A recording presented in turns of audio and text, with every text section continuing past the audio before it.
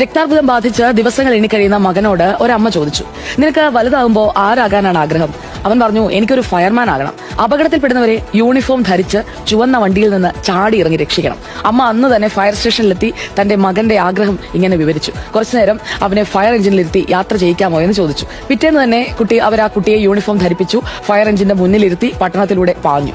അന്ന് നടന്ന രക്ഷാപ്രവർത്തനങ്ങൾക്കൊക്കെ അവനെയും പങ്കെടുപ്പിച്ചു. തിരിച്ച് വീട്ടിലെത്തിയ അവൻ ഇറങ്ങുന്നതിന് മുൻപ് ഓഫീസറോട് ചോദിച്ചു, സാർ, ഞാൻ ശരിക്കും ഫയർമാൻ ആയോ? അയാൾ പറഞ്ഞു, നീ ഇപ്പോൾ ശരിക്കും ഒരു പോരാളിയായി. സ്വപ്നങ്ങൾ പരിപോഷിപ്പിക്കാൻ ദിശാബോധവും വൈദഗ്ധ്യവും വേണം.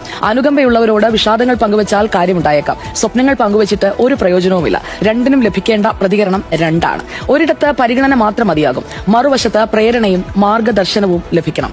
തളർന്നു കിടക്കുമ്പോൾ ആശ്വാസവചനങ്ങൾ മാത്രമാണ് ലഭിക്കുന്നതെങ്കിൽ കിടപ്പിന്റെ ദൈർഘ്യം കൂടും, അത്രയുള്ളൂ. പക്ഷേ ആത്മവിശ്വാസം പകരുന്ന വാക്കുകൾ ഉയിർത്തെഴുന്നേൽപ്പ് പോലും സാധ്യമാക്കും.